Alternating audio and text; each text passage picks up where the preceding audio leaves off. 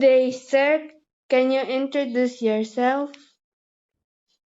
Good day, Kaiselet. I am Mr. Tolitz Ekan. Can I ask you some questions? Sure. Regarding what? It's about constellations and astrology. Okay, go ahead. Do you believe that our life and destiny are influenced by zodiac and birth signs? Why? Naniniwala ba kayo na ang ating buhay at kapalaran ay naiimpluwensya ng zodiac signs at ng birth signs? Bakit? Actually, Kaiselet, hindi. Sa kadahilanan ang mga zodiac sign at ang mga birth signs ay basihan lamang tayo pa rin mga tao ang gumagawa ng ating sariling buhay at kapalaran kung ano ang gusto natin maging ang ating marating sa buhay. What are some beliefs and practices about constellation and astrology that you know? Do you believe on them? Why or why not?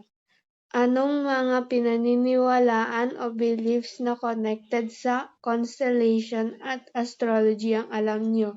Naniniwala po ba kayo dito? Bakit?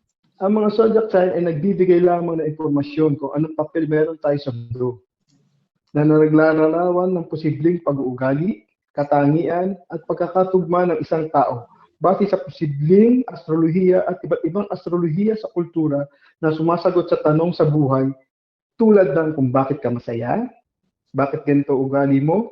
Ngunit ito ay isa lamang disclaimer dahil ang zodiac sign ay isang astrolohiya o pseudoscience na wala pang sapat na paliwanag. Kaya maaari na lamang natin itong basehan na pwedeng paniwalaan at hindi pwedeng paniwalaan. Sa kadahilanang nasa ating sarili lamang kung ano at paano tayo maging isang mabuting tao at kung ano magiging takbo ng buhay natin. What do you think are the reasons why many people are still connecting their events in their life to astrology? Ano po sa tingin niyo ang mga dahilan kung bakit marami pa rin na nagko-connect ng mga pangyayari sa kanilang buhay at sa astrology? Sa aking pananaw, Kasinet, ay dahil siguro sa impluensya at sa mga nakagisnan na paniniwala. Yun lamang. Thank you for answering this question, sir. You're welcome anytime, Kasinet.